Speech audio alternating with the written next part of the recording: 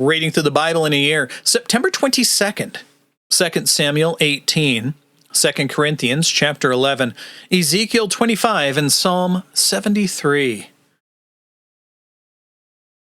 Then David numbered the people who were with him, and set over them commanders of thousands and commanders of hundreds. And David sent the people out, 1/3 under the hand of Joab, 1/3 under the hand of Abishai the son of Zeruiah, Joab's brother, and 1/3 under the hand of Ittai the Gittite. And the king said to the people, I myself will surely go out with you also. But the people said, You should not go out. For if we indeed flee, they will not set their heart on us. Even if half of us die, they will not set their heart on us. But now you are worth 10,000 of us. So now it is better that you be ready to help us from the city. Then the king said to them, Whatever is good in your sight, I will do. So the king stood beside the gate, and all the people went out by hundreds and thousands.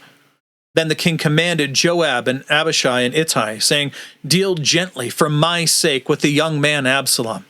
And all the people heard when the king commanded all the commanders concerning Absalom. Then the people went out into the field to meet Israel. And the battle took place in the forest of Ephraim. And the people of Israel were defeated there before the servants of David, and the slaughter there that day was great, 20,000 men. And the battle there scattered over the whole countryside, and the forest devoured more people that day than the sword devoured. Then Absalom happened to meet the servants of David. Now Absalom was riding on his mule, and the mule went under the thick branches of a great oak, and his head caught fast in the oak. And so he was left hanging between heaven and earth, while the mule that was under him passed onward. Then a certain man saw it, and he told Joab, and said, Behold, I saw Absalom hanging in an oak. Then the people said to the man who had told him, Now behold, and you saw him. Why then did you not strike him there to the ground? I would have given you 10 pieces of silver and a belt.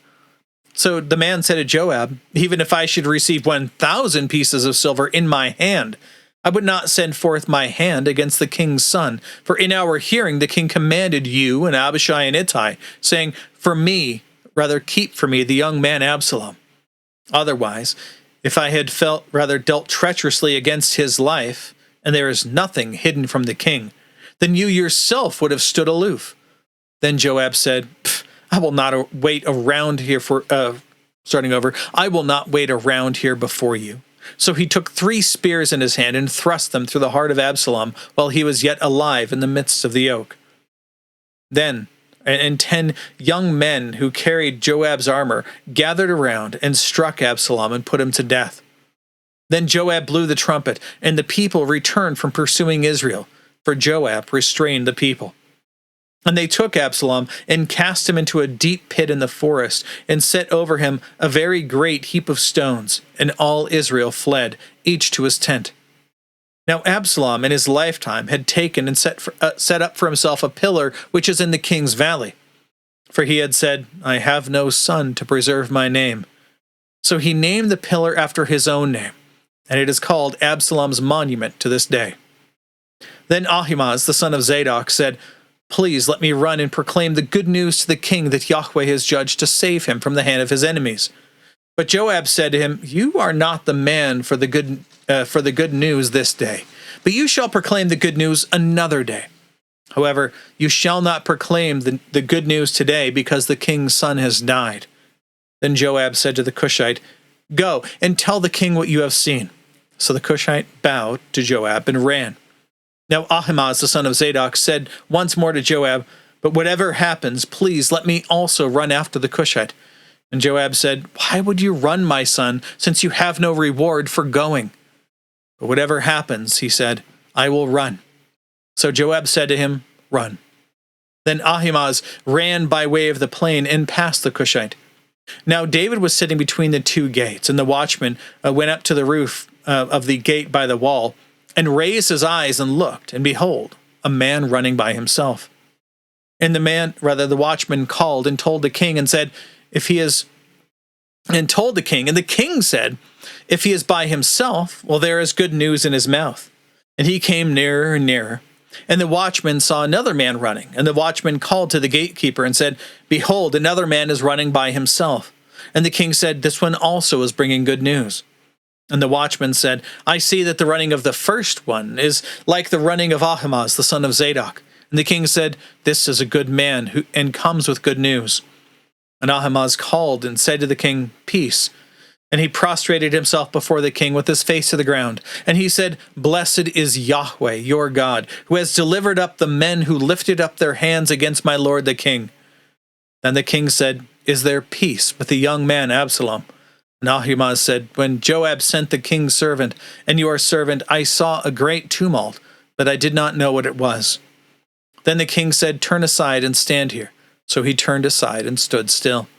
Behold, the Cushite arrived, and the Cushite said, "Let my lord the king receive good news, for Yahweh has judged to save you this day from the hand of all those who rise up against you."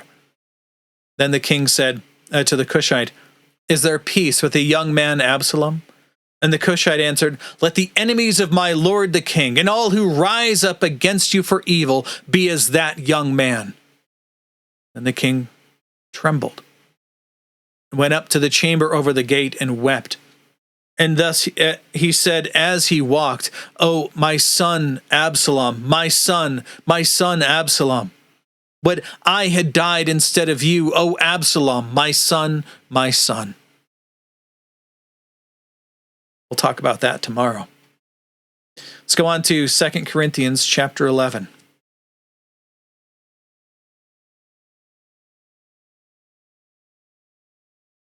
Paul continues, "I wish that you would bear with me in a little foolishness, but indeed you are bearing with me. For I am jealous for you with a godly jealousy. For I betrothed you to one husband so that I might present you as a pure virgin to Christ. But I fear that, as the serpent deceived Eve by his craftiness, your minds will be corrupted from the simplicity and purity of devotion to Christ. For if one comes and preaches another Jesus, whom we did not preach, or you receive a different spirit which you did not receive, or a different gospel which you did not accept, you bear this beautifully. For I consider myself in no way inferior to the most eminent apostles. But even if I am unskilled in word, yet I am not so in knowledge. In fact, in every way we have made this evident to you in all things. Or did I commit a sin in humbling myself so that you might be exalted, because I proclaimed the gospel of God to you without charge? I robbed other churches by taking wages from them to minister to you. When I was present with you and was in need, I was not a burden to anyone. For when the brothers came from Macedonia, they fully supplied my need, and in everything I kept and will keep myself from being a burden to you. As the truth of Christ is in me, this boasting of mine will not be stopped in the regions of Achaia. Why? Because I do not love you? God knows I do. But what I am doing, I will continue to do, so that I may cut off opportunity from those who desire an opportunity to be found, just as we are in the matter about which they are boasting. For such men are false apostles, deceitful workers, disguising themselves as apostles of Christ. And no wonder, for even Satan disguises himself as an angel of light. Therefore, it is not surprising if his ministers also disguise themselves as ministers of righteousness, whose end will be according to their deeds. Again, I say, let no one think me foolish, but if you do, receive me even as foolish, so that I might boast a little.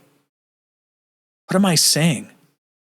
Am I not saying according to the Lord, but rather, starting over, I'm going to restate that, verse 17. What I am saying, I am not saying according to the Lord, but as in foolishness, in this confidence of boasting. Since many boast according to the flesh, I will boast also. For you, being so wise, are bearing the foolish gladly. With the sarcasm and the biting way he's speaking about this. For you, bear it if anyone enslaves you, anyone devours you, anyone takes advantage of you, anyone exalts himself, anyone hits you in the face.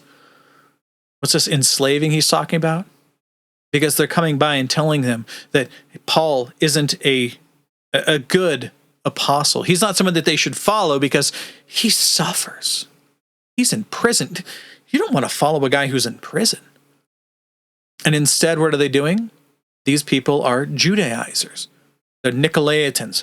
They are taking the people and putting them back under the bondage of the law that we read about in Romans that no one can keep. We read about this also in the first letter to the Corinthians. Let's continue on. Verse 21. This is his boasting. But to my shame, I must say that we have been weak by comparison. But in whatever respect anyone else is daring, I speak in foolishness. I am just as daring myself. Are they Hebrews? So am I. Are they Israelites? So am I. Are they Abraham's seed? So am I. Are they ministers of Christ? Now I speak as if I'm insane. I more so. In far more labors, in far more imprisonments, in beatings without number, in frequent danger of death. 5 times I received from the Jews 40 lashes less one. You should read all the notes in this section. They're fantastic. Links you to all the things that he's talking about. Verse 25. 3 times I was beaten with rods. Once I was stoned. This is a passing statement. You don't stone somebody and then when they're laying there in the road in pain, you just walk away. No, when you stone someone, you do it to death. He's saying he was killed in passing, in the middle of a sentence. Continuing on, 3 times I was shipwrecked. A night and a day I've spent in the deep. I've been on frequent journeys, in danger from rivers, dangers from robbers, dangers from my countrymen, dangers from the Gentiles, dangers in the city, dangers in the desolate places, dangers on the sea, and dangers among false brothers. I have been in labor and hardship, in many sleepless nights, and starvation and thirst, often hungry, in cold, and without enough clothing. Apart from such eternal things, there is the daily pressure. Apart from such external things, these are the temporal problems that we have, there is the daily pressure on me of concern for all the churches. Who is weak without my being weak? Who is made to stumble without my burning concern? If I have to boast, I will boast of what pertains to my weakness. The God and Father of the Lord Jesus, who is blessed forever, knows that I am not lying. Damascus, the ethnarch under Aretas the king, was guarding the city of the Damascenes in order to seize me. And I was let down in a basket through a window in the wall, and so escaped his hands. We'll go to more of his things tomorrow that he has to say. Now Ezekiel 25.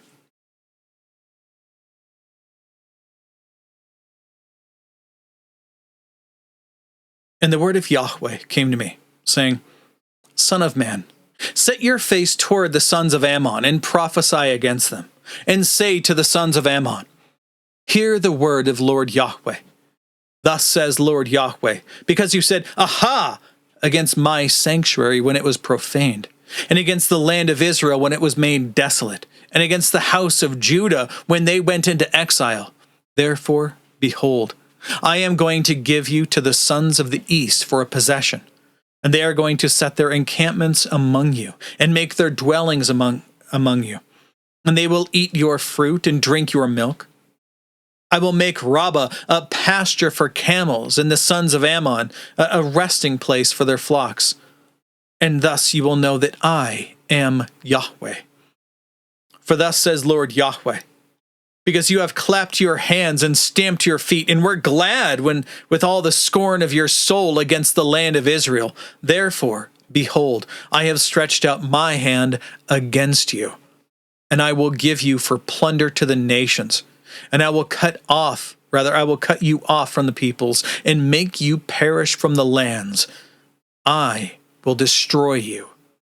Thus you will know that I am Yahweh. Thus says Lord Yahweh.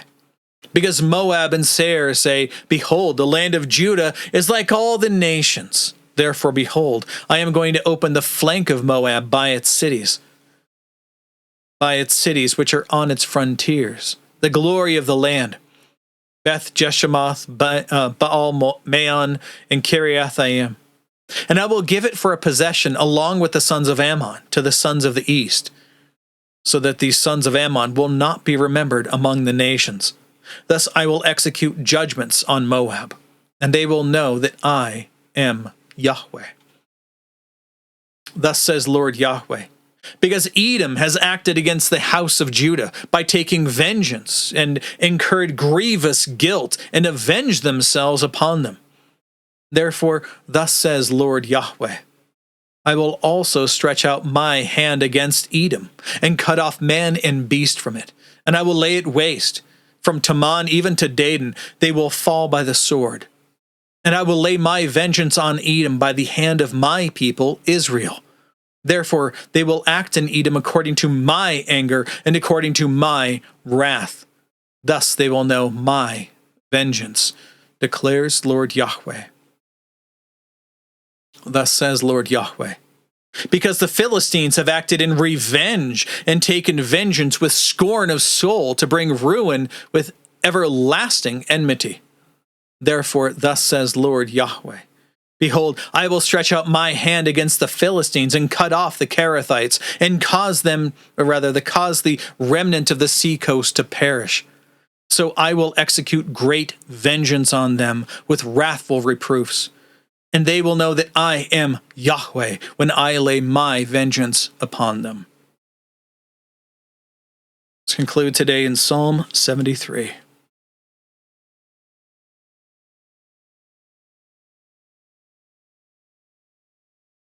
Surely God is good to Israel, to those who are pure in heart. But as for me, my feet had almost stumbled, my steps had almost slipped, for I was envious of the boastful. I saw the peace of the wicked. If you're a Christian and if you're worried about your struggle in life and you know the fact that now that you are a Christian, you see people who are not Christians kind of having a great time. They don't struggle with their sins. They don't struggle over their inability to keep God's law perfectly. They don't struggle with any of these things. Kind of blows your mind. Why is it that these people don't have these same struggles you do? This chapter's for you. This is a guy who, it's again Asaph, right? He was one of the chief musicians under King David. And his song here says that he was envious of those who were not Israelites,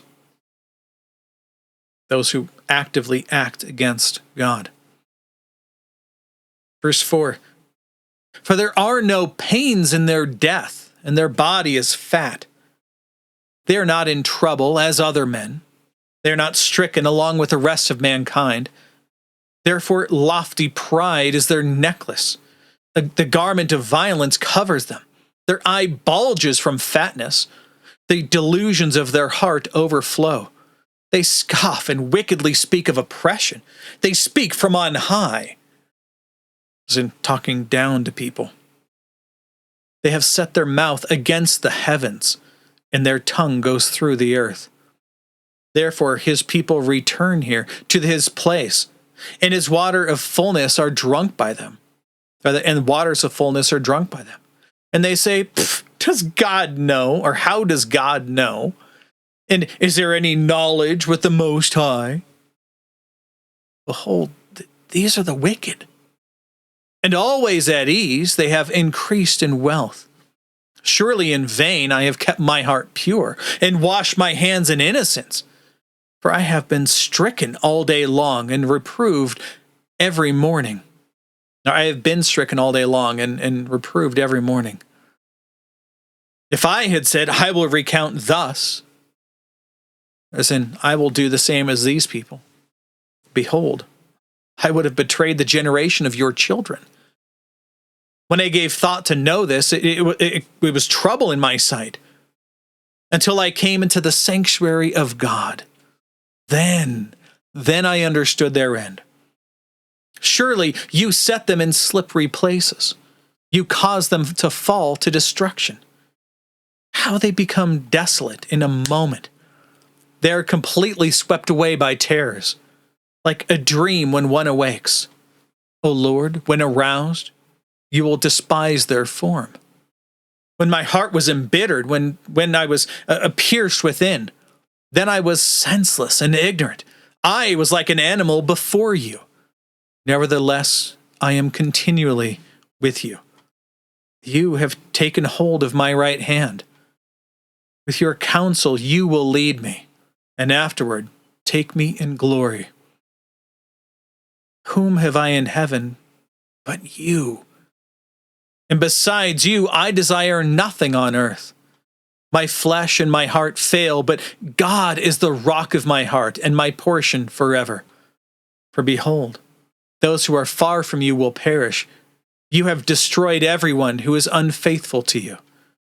But as for me, the nearness of God is my good. I have set Lord Yahweh as my refuge, that I may recount all your works. I love that psalm. All right, that is all for today. That's all the reading and also all of the notes. God willing, we'll be back tomorrow. Behold, the word of the Lord.